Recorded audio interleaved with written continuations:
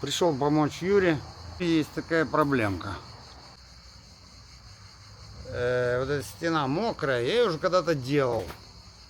Так, как-то так по-быстрому, по-дешевому. Вот эта стена, видите, все время мокрая. Скажем, найти проблему не просто. Она мокрая и с этой стороны, и с той. Ну, пока решаем только эту проблему. Как решаем? Ну, как решаем, так и решаем. Отрезали верхний кусок. Покажу, что дальше.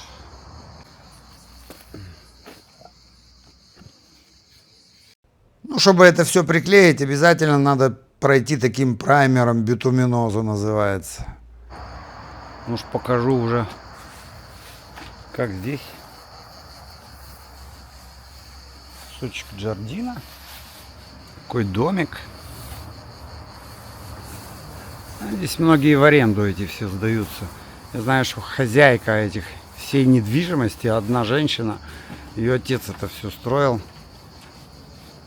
Потом помер. А она сейчас просто сдает в аренду.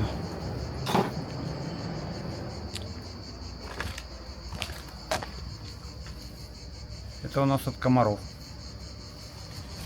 Если кто-то будет заниматься этими работами, обязательно проходите этим праймером. Часто люди то ли их экономят, то ли, я не знаю почему, без него ни черта не держится. Как хорошо всегда ложить новое, и как всегда сомневаешься в старом. Кстати, здесь живет Юрин друг, с которым он прям вырос. И они в одном доме с родителями. И то они сейчас сняли рядом соседний дом, ну, чтобы жить отдельно. Вот так вот. В этом доме есть один нюанс. Как видели, туда идет вниз спуск. Это жилое помещение. Естественно, там есть туалеты. Но, как вы понимаете, канализация должна идти как-то сверху вниз. И вот там получается, что стоят насосы, которые вот это дерьмо выкидывают в канализацию. И один раз меня этот хозяин позвал, у него просто случилась авария с этим насосом, и все дерьмо фактически пошло наружу снизу, а у него возле этой ямы, где находится насос, спальня. Так вот это вот все вонь, все это дерьмо, фактически открываешь дверь в спальню, и оно там все вот так вот как-то странно спроектировано. Ну, вроде другого выхода не было, но вот такие нюансы могут вас ожидать, допустим, в купленном доме тоже.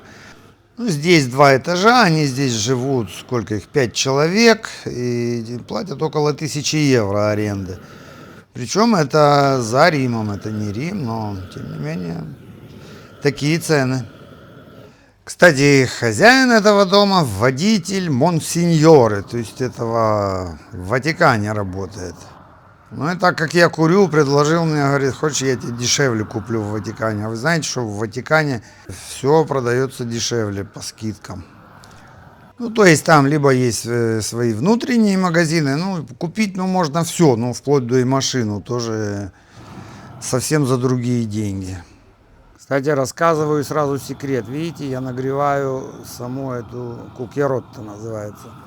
Она всегда должна быть горячая. Не только надо саму гуайну греть, а именно она как утюг должна постоянно быть нагретая. Ну и всегда надо думать, раз сверху будет вода течь, надо обязательно, чтобы все было хорошо склеено. То есть помимо вот этого склеивания и замены нового куска гуайны, мы еще сверху промажем такой мембраной, называется.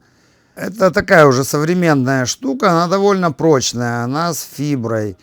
Мешок стоит около 60 евро, я как-то показывал в других роликах. Ну, можете забить в интернете, поискать, потому что там, где какие-то места кривые бывают, крыши такие с перепадами, ну, невозможно там положить эту гуайну. Так вот, используются, они есть и двухкомпонентные, разных типов. Ну, то есть такой выход с положения и замена этой гуайни тяжелой. Это такая все по старинке. Она надежная, но если она правильно положена, и очень часто ее ложат неправильно. Так, тяп-ляп, без, опять же, без этого праймера. И все оно со временем отваливается.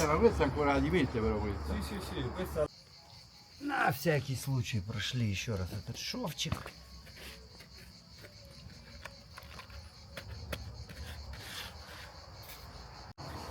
Что, ты готов? Где-то отсюда начну. Да.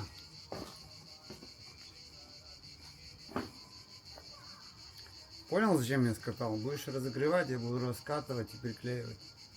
Я не знаю, как бы ты сам это делал, блядь. Ну, еще и маленькой.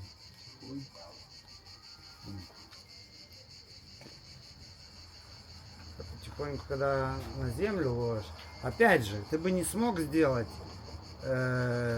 и на стену, и на туда, и все, оно невозможно приклеить, и ты не можешь развернуть, ты не можешь свернуть там. Почему делается сначала подъем туда, а потом просто кусок туда по углу? Потому что невозможно работать. Так, как? Начинаю. Это надо оттуда начинать.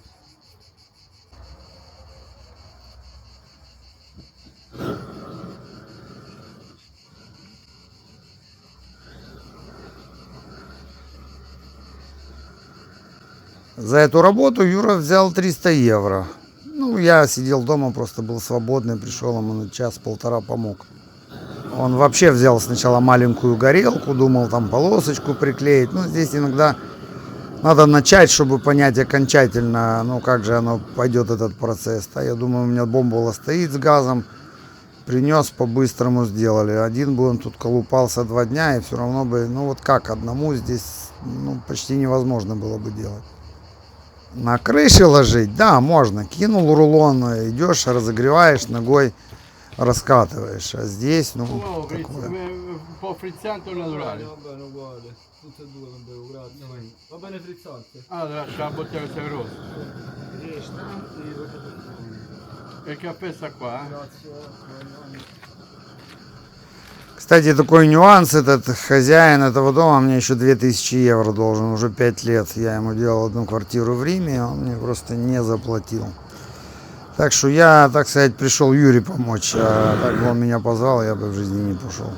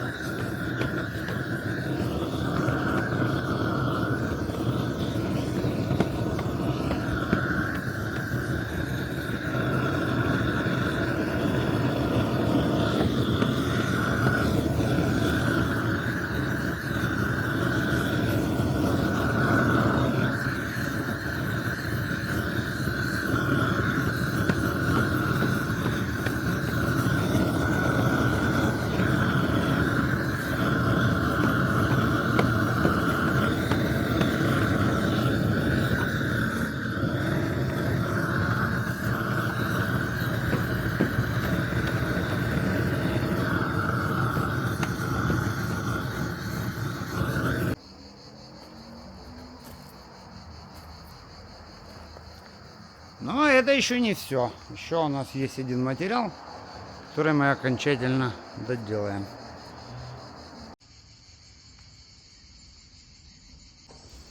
И еще подскажу вам, есть еще просто такая жидкая резина, она уже жидкая продается. Не вздумайте ею мазать, она все равно держаться не будет в таких местах.